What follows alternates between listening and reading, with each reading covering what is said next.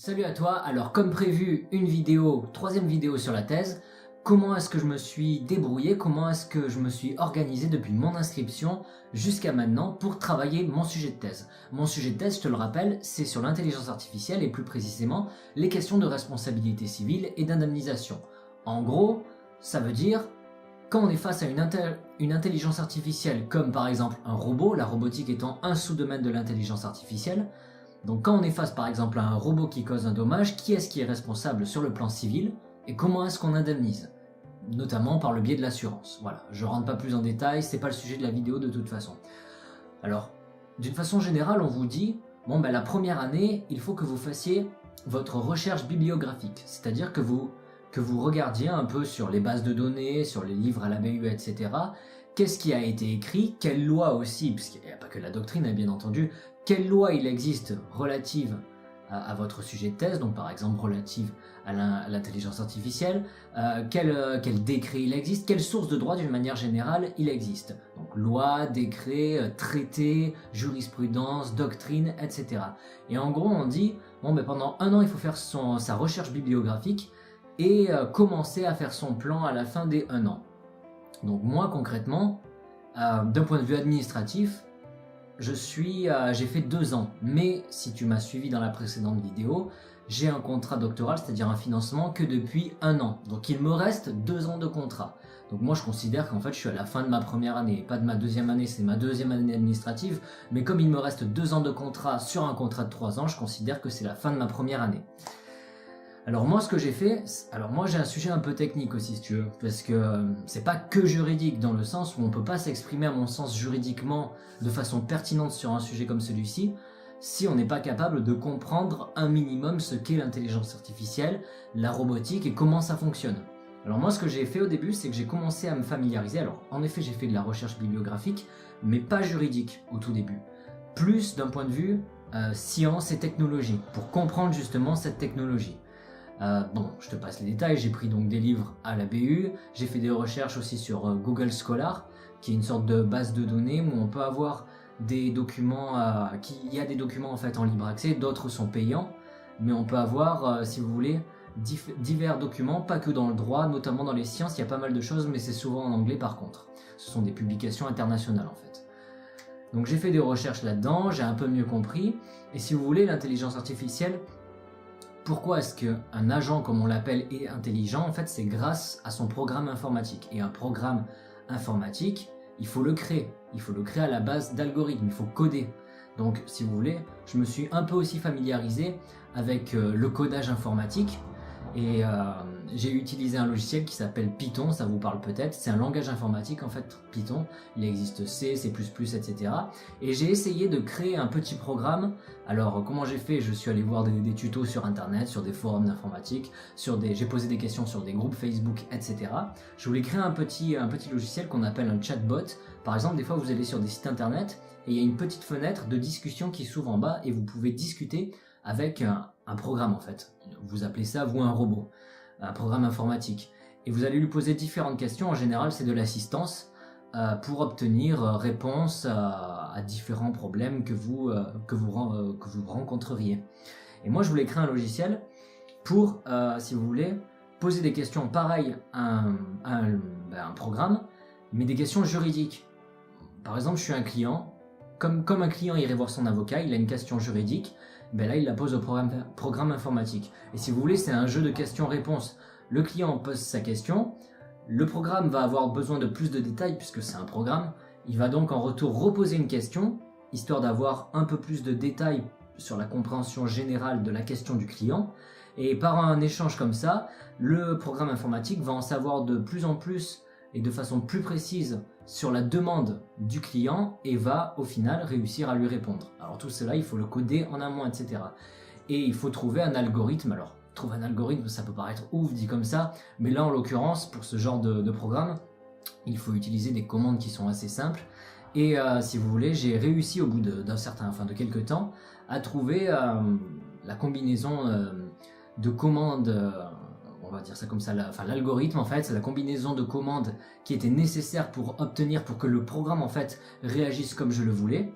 Bon après ça prendrait un temps fou, vous voyez, à mettre, on parle pas de coder Là on parle de coder et pas de codifier, parce que codifier c'est dans un code civil, et là c'est de coder via un programme. Donc ça prendra un temps fou de coder tout le droit. Après on peut limiter ça à une branche du droit, mais surtout après moi là où j'avais bloqué c'est sur l'interface graphique. Bon, il faudrait que je fasse appel à quelqu'un, c'est pas le genre de boulot qu'on fait tout seul, mais l'interface graphique, vous voyez, mettre ça d'un point de vue esthétique en forme, parce que là c'était un logiciel, c'était assez moche quoi.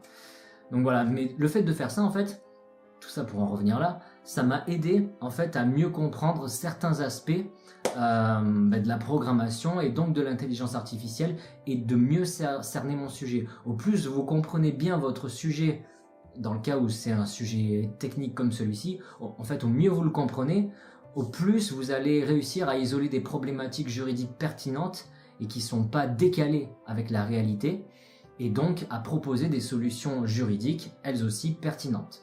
Voilà, donc si vous avez un sujet de ce genre-là, moi je vous conseille de démarrer par cet aspect-là, science et technologie en fait. Une fois que vous avez fait ça, vous pouvez ensuite faire un peu de recherche bibliographique sur le plan juridique. Alors là, moi, il n'y a pas grand-chose, il y a surtout de la doctrine. Donc d'un côté c'est bien, puisqu'on a moins à rechercher, mais d'un autre côté, on va devoir plus se creuser la tête pour trouver des solutions juridiques, pour créer du droit en fait. Moi je trouve ça pas plus mal, parce que du coup on a une plus grande liberté, vous voyez. Et moi je préfère qu'on ait une plus grande liberté d'une manière générale. Donc, alors, soit vraiment vous faites, je pense qu'on est tous différents, mais soit vraiment vous faites votre recherche bibliographique, vous mettez tout dans un coin, vous faites si vous voulez des fiches, etc. Et une fois que vous avez fait ça, ça va vous prendre longtemps, hein, mais une fois que vous avez fait ça, vous commencez à rédiger. Soit vous prenez un certain nombre de ressources bibliographiques, vous les mettez de côté, vous essayez d'avoir des axes principaux que vous allez noter à l'écrit et certains que vous allez peut-être garder dans votre tête, et vous commencez à écrire. Moi j'ai préféré faire ça, parce que si vous voulez, moi, pour que l'inspiration en quelque sorte me vienne, l'inspiration, on ne parle pas d'écrire un roman non plus, on ne parle pas d'inventer, il y a une partie invention, parce que là il y a une partie quand même création de droit, proposition de création de droit, mais c'est pas non plus inventer une histoire, c'est pas Bernard Weber ou je sais pas quoi. Mais quoi qu'il en soit, l'inspiration elle me vient en fait en commençant à écrire. Et au plus j'écris moi, au plus de nouvelles problématiques me viennent en tête, et donc de nouvelles solutions juridiques, vous voyez. Et je pense que toutes ces nouvelles idées, ces nouvelles problématiques qui me viennent à l'esprit pendant que j'écris, si j'avais fait ma recherche d'un côté, et puis que j'avais essayé de faire un plan ultra détaillé, jusqu'à me dire, bon ben voilà, j'ai mon plan ultra détaillé, maintenant je peux rédiger d'une traite, je suis sûr qu'il y a plein de problématiques juridiques qui seraient passées à la trappe, quoi. Après, je pense qu'on est tous différents, mais des gens que j'ai rencontrés, des doctorants que j'ai rencontrés, ils m'ont tous dit, ben moi j'ai fait l'erreur de passer trop de temps sur la recherche bibliographique, j'aurais dû commencer à rédiger plus tôt. Donc il faut en faire, il ne faut pas commencer à rédiger le premier jour en comprenant à peine de quoi vous parlez. Il faut en faire un peu sur l'aspect scientifique et technologique, par exemple si le sujet s'y prête. Si vous faites un sujet dans le droit et les médias, vous allez faire un peu des recherches au-delà du droit sur le média en soi. Si c'est le droit et l'art d'une manière générale, je sais pas moi, si c'est sur la peinture ou autre, vous allez faire des recherches plus sur la peinture, vous voyez, sur le sujet de rattachement. Après, c'est pas tous les sujets qui se rattachent comme ça à une notion de ce genre. Par exemple, si vous faites une thèse sur la prescription en droit civil, bon, en soi, la prescription, ça se rattache à plein de choses, mais pas à une notion aussi entre guillemets concrète qu'une peinture, qu'un robot ou autre. Je pense que vous comprenez ce que je veux dire. Donc de ce que j'ai commencé à vivre, si on peut dire, dans le cadre de la rédaction de la thèse et de la recherche, etc., ce que je peux vous conseiller de faire, c'est de procéder ainsi. Maintenant, il faut voir que pendant la thèse, on a des obligations également. Et ces obligations-là, c'est des obligations de formation. Si vous voulez, on doit faire 100 heures de formation en 3 ans, enfin durant la durée de la thèse, mais en général c'est 3 ans.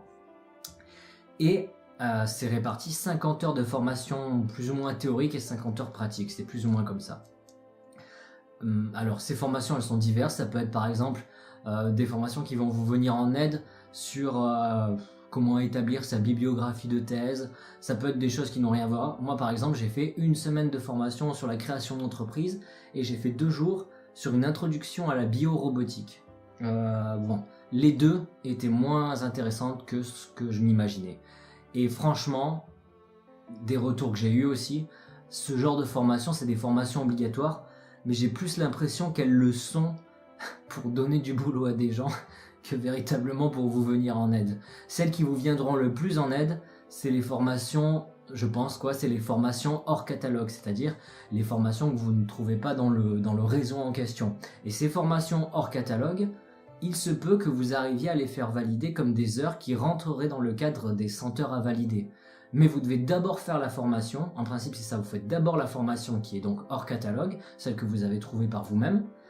Vous vous faites signer une fiche que vous avez fait telle formation, tant d'heures de tel jour à tel jour. Vous la présentez à l'école doctorale qui, elle, va décider ou non de vous valider cette formation en tant qu'heure qui rentre dans le cadre des 100 heures. Mais si vous faites, admettons, pour une formation hors catalogue, vous suivez, admettons, 20 heures de formation, c'est pas pour autant que l'école doctorale va vous valider 20 heures. Autant elle va vous valider 10 heures. Alors que pour les formations qui sont comprises dans le catalogue, qui sont proposées par le réseau des écoles doctorales, si la formation dure 20 heures, on vous valide 20 heures. Après, comme je vous dis, c'est le réseau des écoles doctorales. Donc il se peut très bien que vous fassiez, moi je suis rattaché à Aix-Marseille, mais que vous fassiez une formation, par exemple à Toulouse ou à Paris, etc. Bon, après il faut faire le déplacement. Est-ce que ça en vaut le coup? Je sais pas. Vous pouvez essayer. Autre chose qui peut être bien à préciser, c'est que la thèse, ça peut être vu comme un piège en fait. Ça peut être un piège en fait la thèse, dans le sens où on a 3 ans. Et 3 ans, on a tendance à se dire au début, ah, c'est bon, j'ai le temps, il me reste 3 ans. Sauf qu'en fait, le temps, il passe plus vite que ce qu'on croit. Et si en plus vous êtes chargé de TD à côté, vous allez vous rendre compte que pendant vos périodes de chargé de TD, ça va vous prendre du temps en fait. Et vous allez passer beaucoup moins de temps sur votre thèse. Et moi, ce que je vous conseille, c'est vraiment d'essayer d'être régulier dans vos travaux de thèse, parce que même moi, là je suis régulier.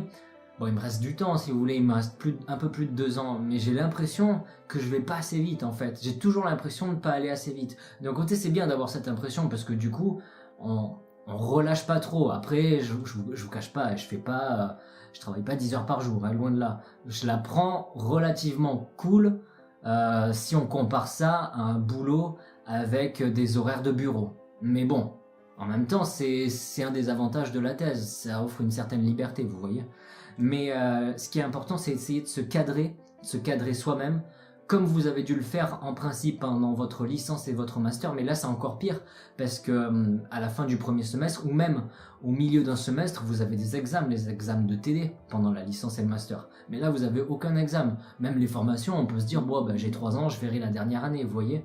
En fait, il faut vraiment essayer de ne pas repousser, comme on dit, ce qu'on pourrait faire le jour même, vous voyez. Mais ouais, c'est vraiment ça c'est le piège du doctorat. Et un autre truc, et c'est pour ça que certains en fait se retrouvent à faire une thèse, ça fait 5 ans qu'ils sont inscrits en thèse et ils ont toujours pas fini, ils sont toujours pas sur le point de finir. Ça peut être dû au fait qu'ils l'ont pris trop cool au début, ça peut être dû au fait qu'ils ont eu une période de recherche bibliographique trop longue et ils ont commencé à rédiger trop tard. Ça peut être dû au fait qu'ils n'ont pas de financement et que donc ils ont dû travailler à côté et que forcément ça leur a pris du temps et que ça a empiété sur des heures qui auraient pu être des heures de thèse. Et également un autre point qui est à noter dans le cadre de la thèse, c'est que c'est un travail vraiment en solitaire en fait. Et d'un point de vue psychologique, c'est à prendre en compte. Puisque quand vous êtes en licence et en master, vous êtes en amphi, vous êtes en TD, en classe de TD, vous rencontrez des gens, c'est cool, machin. Mais quand vous êtes en doctorat, vous êtes ni en amphi, ni en salle de TD, à la limite vous êtes à la BU. Mais dans certaines facs, alors si dans votre fac, il y a par exemple une salle qui est plus ou moins même officieusement réservée aux doctorants, c'est bien. Mais s'il n'y en a pas, vous n'allez pas rencontrer d'autres doctorants. Vous pourrez toujours en rencontrer, j'imagine, par un moyen ou un autre. Mais dans certaines facs, quand même, certaines facs ne favorisent pas trop la rencontre entre doctorants, l'échange, etc. Et donc, c'est un travail plutôt solitaire. Et au bout d'un moment, vous voyez, vous passez toutes vos journées à bosser tout seul. C'est plus ou moins ça, quoi. Bon, quand vous faites les TD, bon, vous êtes vachement occupé, mais ça dure pas. Les TD, ça représente quoi sur une année? Si vous faites les 2 semestres, ça représente quoi, 5 mois, quelque chose comme ça. Si on compte la période de TD, plus les examens avec les corrections, etc. Mais je veux dire, il y a une longue période pendant laquelle vous allez bosser tout seul. Si vous avez un financement, vous allez être encore plus, entre guillemets, seul, puisque vous n'allez pas travailler à côté, vous n'allez pas cumuler avec un autre emploi, parce qu'en plus c'est interdit quand vous avez un contrat doctoral. Il y a juste certaines certaines possibilités de cumul, notamment pour enseigner dans le privé par exemple, mais c'est assez limité. Donc voilà, c'est un point qui est vraiment à prendre en compte. C'est vraiment un travail solitaire, c'est pas là que vous allez faire le plus de rencontres, à part si votre fac est bien faite et que j'ai envie de dire qu'il y a des salles par exemple qui sont réservées aux doctorants. Déjà là c'est plus cool. Voilà quelques infos qui je pense sont bonnes à prendre. J'ai l'impression d'oublier des choses parce que je ne note jamais rien avant mes vidéos bien entendu, mais en même temps j'avais le sentiment de toute façon que cette vidéo serait moins fournie que les deux autres, tout simplement parce que je n'ai pas fini ma thèse et donc je ne peux pas te parler de tout, tu vois. Mais si tu as le sentiment que j'ai peut-être oublié quelque chose, tu me mets la question en commentaire, j'y répondrai, tu m'envoies un message sinon sur Snap, à toi de voir. Et la prochaine vidéo portera cette fois-ci sur la fonction de chargé de TD. Je pense que je ferai 2 vidéos. Une, ce sera comment est-ce qu'on devient chargé de TD. Et je vous parlerai notamment des différents statuts de chargé de TD, puisque quand on est en licence et en master, on pense à chargé de TD, mais en fait il existe différents statuts. On pense à un statut unique alors qu'il en existe plusieurs. Et dans une deuxième vidéo, je vous donnerai une impression, un ressenti un peu plus personnel, à savoir qu'est-ce que ça fait d'être chargé de TD. Qu'est-ce qu'on ressent dans la peau d'un chargé de TD. En attendant, je te souhaite une bonne fin de journée et à la prochaine.